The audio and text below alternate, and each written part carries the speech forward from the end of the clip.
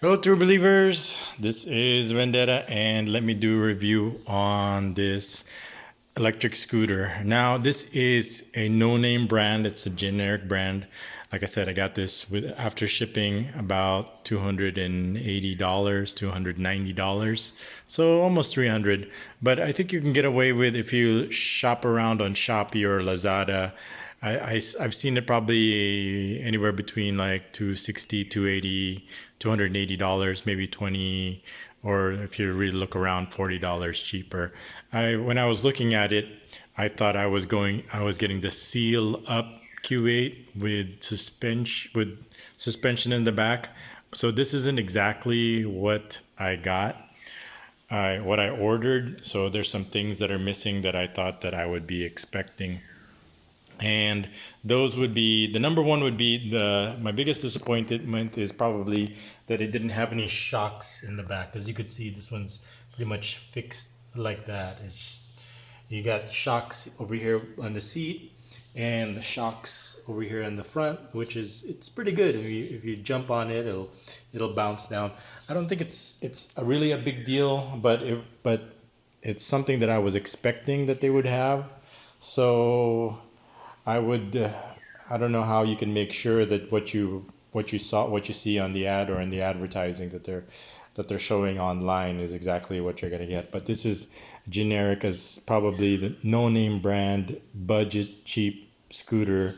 So that's kind of one of the things that I was disappointed that it didn't have.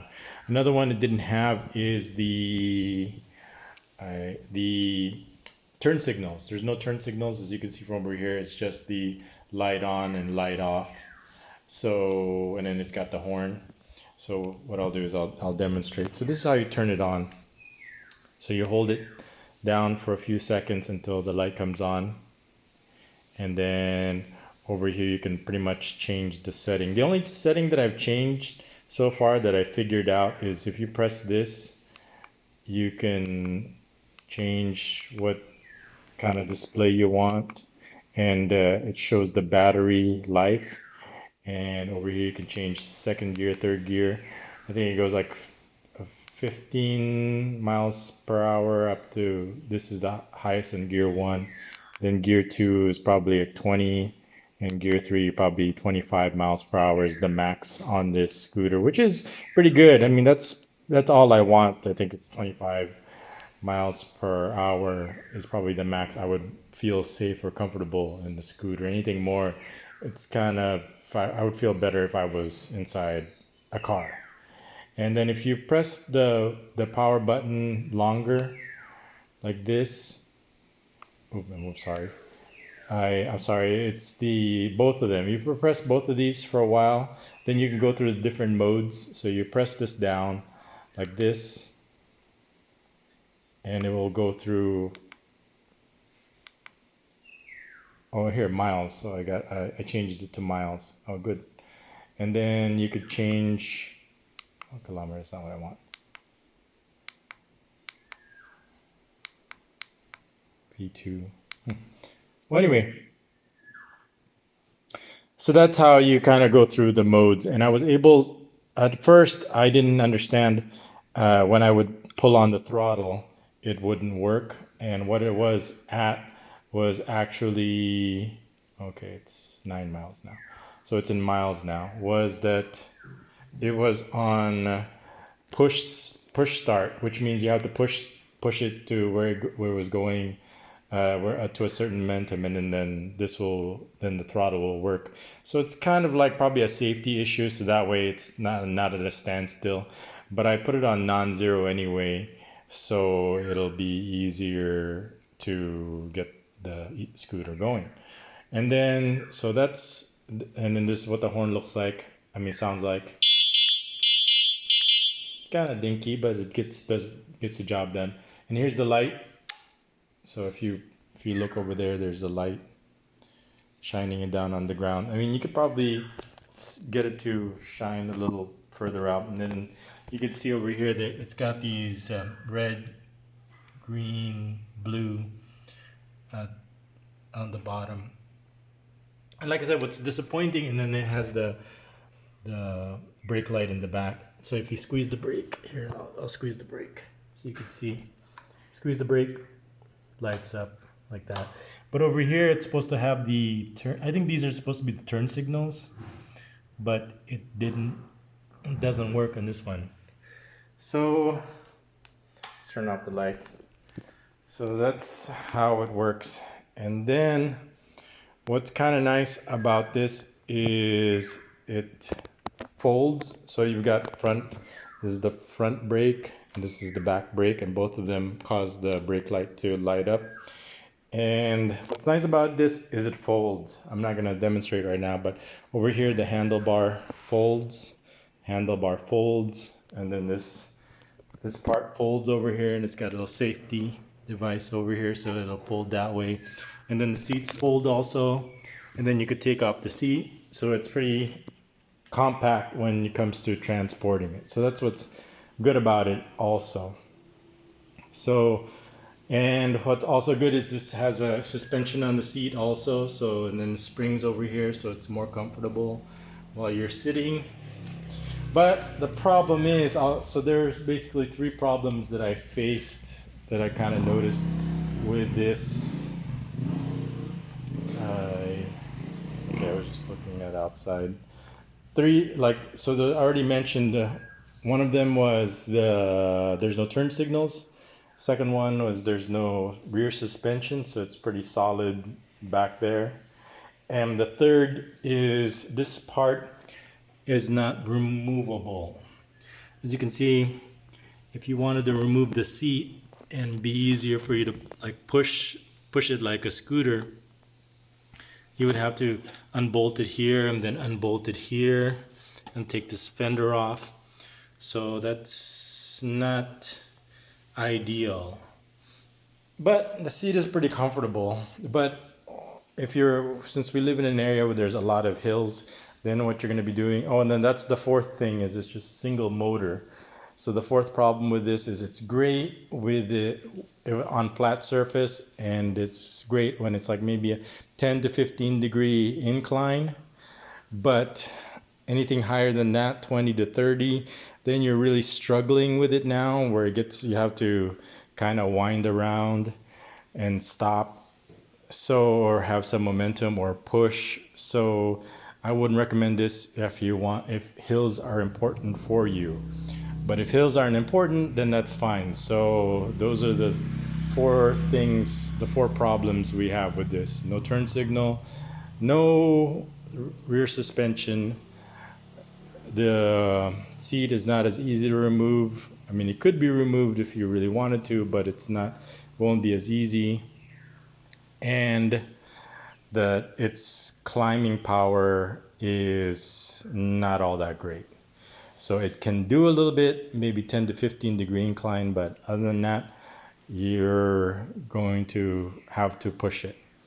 So let's talk about the pros now. The pros is that this thing goes pretty fast. If you're on a flat area, it can go as high as 25 miles per hour. And what's great about it also, it's its range. Depending, of course, if you do a lot of hills and your weight, it could be roughly between 20 to 25 miles. So if your commute is only 5 miles one way, 5 miles another way, a total of 10, then this is definitely ideal for that. So 20-mile range. So for short trips, short commutes, this is perfect. So that's one thing, is the range I noticed when we were testing it out. Number two is that it's relatively cheap. Like I said, you could probably pick this up if you wait for some sales as low as maybe $250, $240. Okay, so this is probably the cheapest electric scooter that you can get that gives you good speed, good power, and good range. And another thing that I forgot over here is that it comes with a remote. So you actually get two of these, and this actually looks better than my car remote. So if you have this and you want to turn on the alarm, so it's got alarm, unlock, power, and siren. So if you're looking for your scooter, hey, where did I park my scooter? you kind of use this for so you can hear the audible. See, like that. And then turn it off like that. So if you want to turn, you can also turn it on using this. So if you should be able to, if I there, see how you could turn it on. So it comes with a remote. So that's kind of nice. You could turn it off. Should be able to turn it off.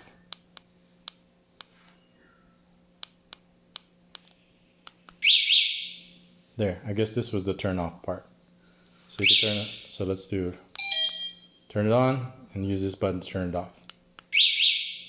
Like so. Pretty good. And then you want to arm it. You want to alarm it. You park it. And you're like, oh, I don't want to be stealing my fancy new $250 scooter. Then you just arm it like that. This is the arm button. And then if somebody looks at you, go away, walk away, and then somebody goes, oh, look, an e-scooter. I've always been wanting one, but I don't have any money for it, so I'll just steal it. And if they try to move it, there, as you can see, the alarm comes on. And if they still get on it, like that. See?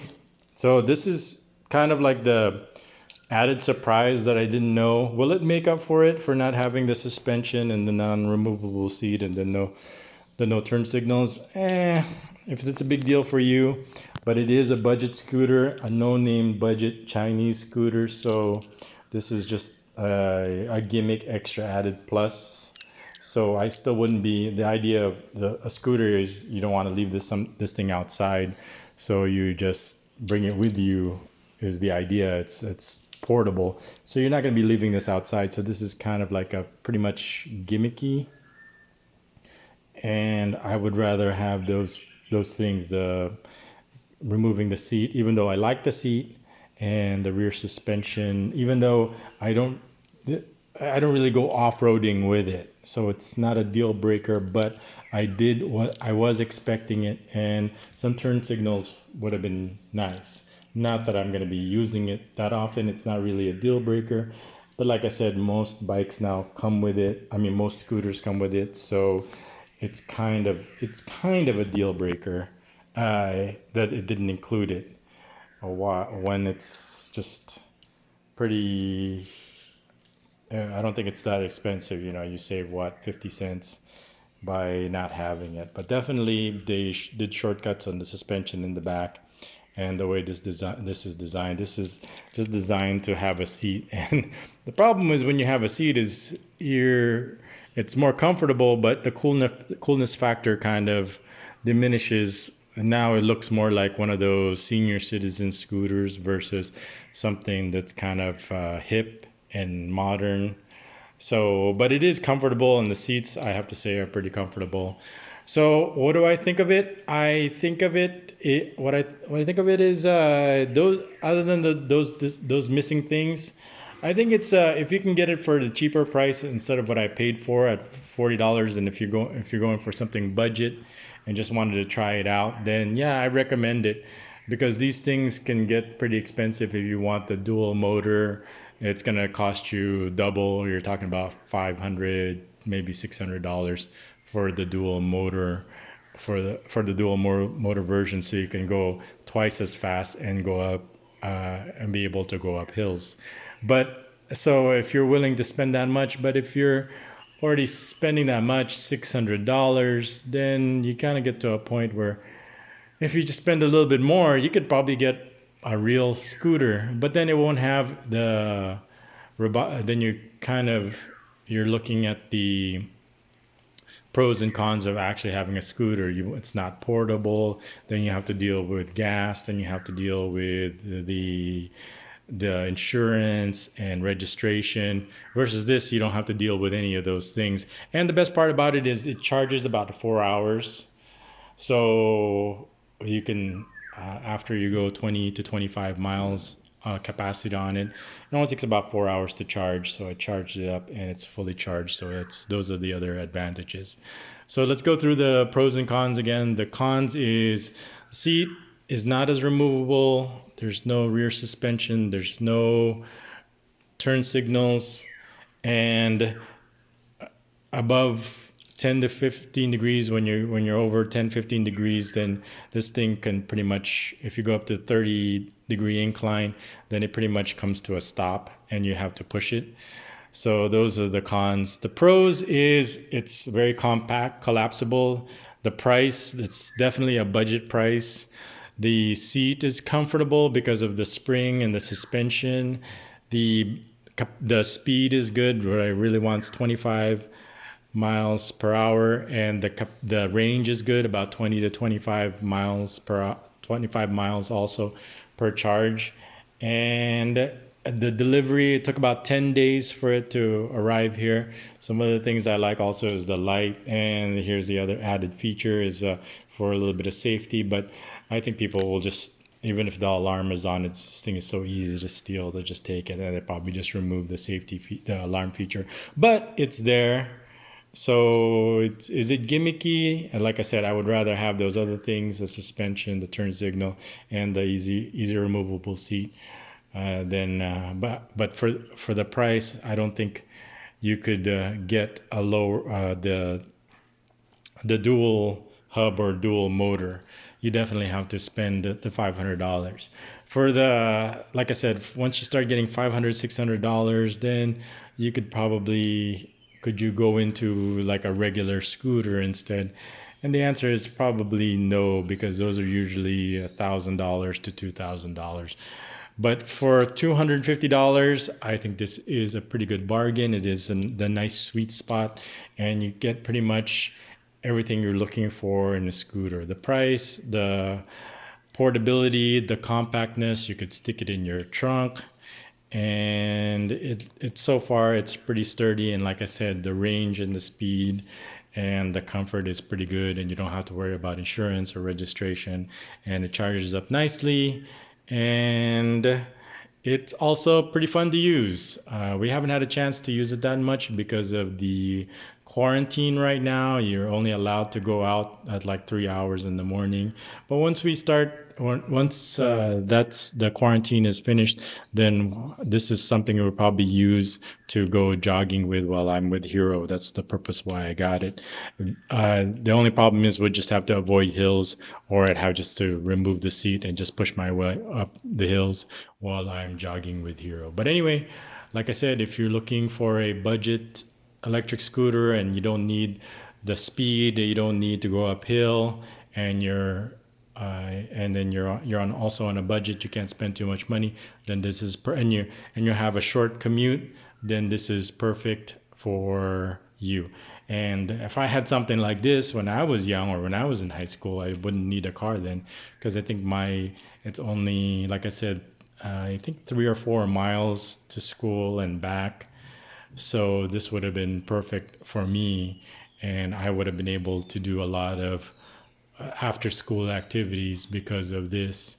And this would be ideal, like I said, for high school, college students probably, who have a small commute or just trying to get to class. And instead of using a bike, I would rather use this. A bike is nice, but you don't want to get all hot and sweaty just as when you're getting into class. Especially some people, I mean, I don't have this problem, but some people, they get a little sweaty and then they just really stink really bad. And if you don't want to get all hot and sweaty, then and you want something compact, this is definitely perfect for students and people with short commutes and people who are on a budget. Now you don't need a car, you don't have to worry about insurance, you don't have to worry about gas, you don't have to worry about maintenance. For $250, you've got your own transportation.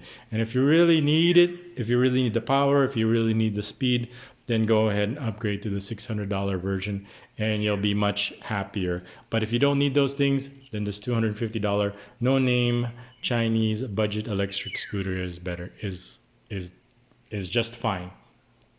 Anyway, this is Vendetta.